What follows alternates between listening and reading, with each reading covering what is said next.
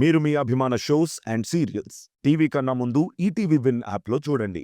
Download and subscribe to ETV win app. 99 రూపాయలు మాత్రమే.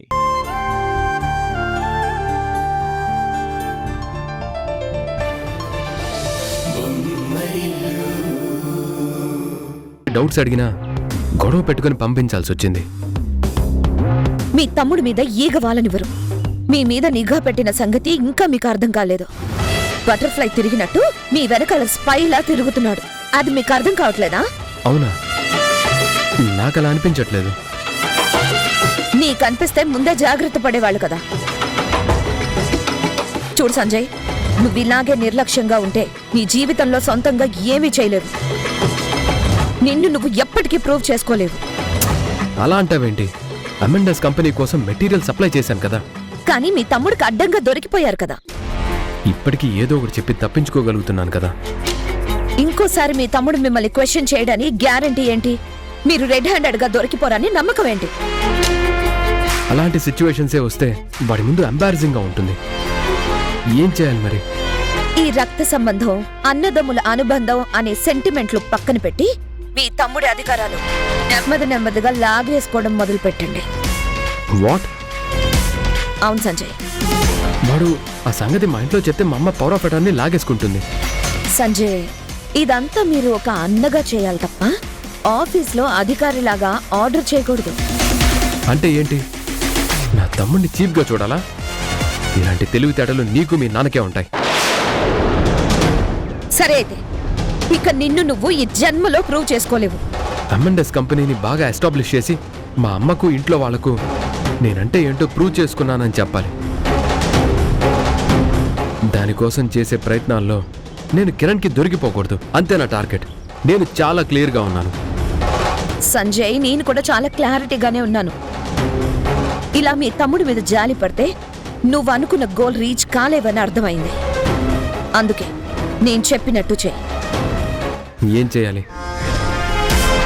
సంజయ్, ఇప్పుడు నీ చేతుల్లో అధికారం ఉంది. మెల్లమెల్లగా కారణాలు క్రియేట్ చేయి. ప్రతిదానికి భయపడకుండా లౌక్యంగా మాట్లాడు. ఎలాగంటే నువ్వు కిరణ్కి దొరికిపోకుండా జాగ్రత్తగా అవాయిడ్ చేస్తూరా. నువ్వలా చేస్తున్నావని కిరణ్కి అస్సలు అర్థం కాకూడదు.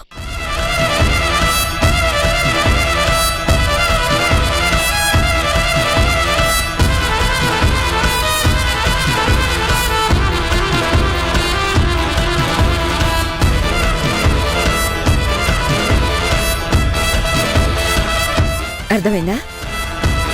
అర్థమైంది. కానీ అంత దారుణంగా ప్రవర్తిస్తే కిరణ్ చాలా హర్ట్ అవుతాడు. అసలు వాడు చాలా సెన్సిటివ్. ఓ, ఇంకెలా చెప్పాలి నీకు? నీ తమ్ముడంటే అంత ప్రేముంటే ఇంటి దగ్గర భుజాల మీదకి ఎక్కించుకొని జాతరకి తీసుకెళ్లి తాయిలం కొనిపెట్టు. కానీ ఆఫీస్లో మాత్రం నేను చెప్పినట్టే చెయ్యి. లేదంటే M&S కంపెనీ గురించి మర్చిపో. లైసెన్స్ క్యాన్సిల్ చేయించమని మా నాన్నతో చెప్తాను. మేఘన, అంత పని చేయకు. సరే, నువ్వు చెప్పినట్టే చేస్తాను.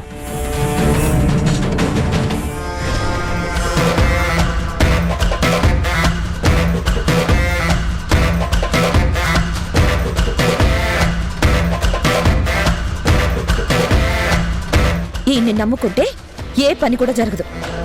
ఎంతైనా రక్త సంబంధం కదా, వెనక్కి లాగుతూ ఉంటుంది. కాబట్టి ఒక గొప్ప అవకాశాన్ని నేనే క్రియేట్ చేసి ఉషని, కిరణ్ని ఇంట్లో నుంచి అత్తయ్య గెంటేసేలా చేయాలి. ఆ అవకాశాన్ని ఏ రూపంలో క్రియేట్ చేయాలి?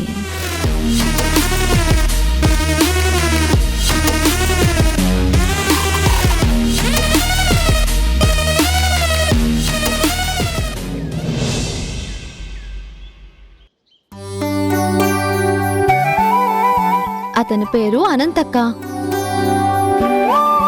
నీకు తెలిసే ఉంటుంది, జర్నలిస్ట్ అనంత్. ఓ, అయితే రవి కాబోయే భార్య ఆ అనంత చెల్లెలా? అవునక్క. ఆహా, నాకు బాగా పనికొచ్చే టాపిక్ నడుస్తోంది. భావ సౌరభాలు గ్రూప్లో నన్ను జాయిన్ చేయడానికి అనంత్ చాలా ట్రై చేశారు.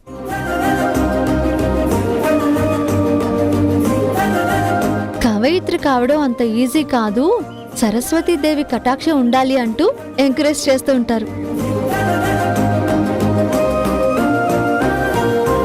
ఓ గుడ్. ఏమిటో అతనికి నీ మీదున్న స్పెషల్ ఇంట్రెస్ట్. అదేం ప్రశ్నక్క? నీ మీద అంత ప్రత్యేకమైన అభిమానం కురిపించడం వెనుక ఆంతర్యం ఏమై ఉంటుందా అని నా ప్రశ్న. అదేం ప్రశ్నక్క? పిచ్చి ప్రశ్న. నీకు నాకు రాక అర్థం కాక కవిత్వం అంటే అంతగా పట్టించుకోవడం లేదు గాని అది అర్థమయ్యే వాళ్లకు, ఆస్వాదించే వాళ్లకు గొప్పగానే ఉంటుంది. రాసే వాళ్ళ మీద అభిమానం కూడా ఉంటుంది. నీ పిచ్చి ప్రశ్నకు నా మంచి జవాబు సరిపోయిందాకా? సరిపోలే చెల్లి. కాబోయే వదిన వాళ్ళ అన్నయ్య అంటే వరసకి బావవుతాడు కదా. ఈ బావ మరదళ్లకు వరస బాగా కుదిరిందన్నమాట. నీ వరసేం బాలేదక్కా, ఏదో మనసులో పెట్టుకుని మాట్లాడుతున్నావు. అసలేంటక్క నీ బాధ? నేనెవరితో మాట్లాడినా ఎంతలో ఉండాలో అంతలోనే ఉంటాను. బావెవరు, మరదలెవరు? నువ్వు చెప్పే వరకు అనంత్ గారు ఏం వరుస అవుతారో నాకు తెలీదు. నేను ఆలోచించలేదు. ఏదైనా బంధుత్వం ఉంటే అది మా అన్నయ్య, అమ్మ వాళ్ళు చూసుకుంటారు. మధ్యలో నీకెందుకు ఇంత ఆరటం? ఈ మధ్య రవిని అడ్డం పెట్టుకుని మీరిద్దరూ బానే కలుస్తున్నట్టున్నారు. అక్క, చదువుకున్నావు, పెద్దింట్లో పుట్టావు, నీ చదువు సంస్కారం ఇంతేనా? నువ్వెలా ఆలోచించినా నా హద్దులు నాకు తెలుసు. ఆ హద్దుల గురించి తెలుసుంటే ఇలా హద్దులు దాటి ఎందుకు మాట్లాడుతుంది? వాళ్ళ నాన్నకే లేని సంస్కారం ఎవరికెలా నేర్పిస్తారులే. ఏయ్, ఏమన్నావ్? ఓ, నీకు తెలియని పదం మాట్లాడినట్టున్నాను. నేను సంస్కారం గురించి అన్నానులే, అది నీకు తెలియని పదమని మర్చిపోయాను. What you mean Harika? ఇది కూడా అర్థం కాలేదక్క. నువ్వు మాట్లాడే మాటల్లో ఎక్కడ సంస్కారం కనిపించలేదు అని మా ఉద్దేశం. ఇంక నువ్వు వెళ్తే మా పని మేము చేసుకుంటాం. అసలు అనంత్ ఎవరో నీకు తెలుసా? మన అత్తయ్య గారి గురించి చెడుగా పేపర్లో రాయిపోయాడు. అదృష్టం బాగుండి ఎడిటర్ అడ్డుపడ్డాడు కాబట్టి సరిపోయింది. లేదంటే మన అత్తయ్య పరువు ఏమయ్యేది? అలాంటి వాడితో ఉష తిరుగుతుంటే అడగడం తప్ప? అక్క, ఏ ఉద్దేశంతో నువ్వు తిరగడం గురించి మాట్లాడుతున్నావు? పని పాట లేక ఇలాంటి మాటలు మాట్లాడుతున్నావా?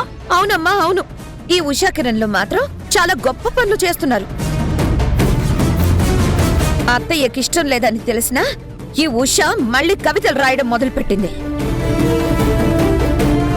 ఇక కిరణ్ అయితే అత్తయ్య చెప్పినట్టే వింటానని మభ్య పెడుతూ చెయ్యాల్సిందంతా చేస్తున్నాడు. వెళ్ళి పాటలు పాడొస్తున్నాడు.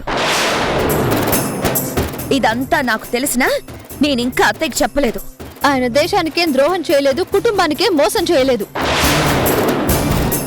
పసివాళ్ల ప్రాణం నిలబెట్టడానికి తన వంతుగా సహాయం చేస్తున్నారు. ఆ చారిటీని అడ్డం పెట్టుకుని తనకి నచ్చినట్టు నచ్చిన పని చేస్తున్నాడా లేదా? మధ్యలో నీకేంటక్క బాధ? ఈ ఇంటి పెద్ద కోడలి కాబట్టి ఆ బాధ. ఆయన గురించి నీకెప్పటికీ అర్థం కాదు. వదిలేయక్క. ఎందుకు వదిలేయాలి? నువ్వు మాటలు జారకక్క. నువ్వు నీ హద్దుల్లో ఉండు. మా హద్దులేంటో మాకు బాగా తెలుసు. అది తెలుసుంటే పరిస్థితి ఇక్కడి వరకు వచ్చేదే కాదు. అది నువ్వు చెప్పాల్సిన అవసరం లేదు. ఓ, అవునా?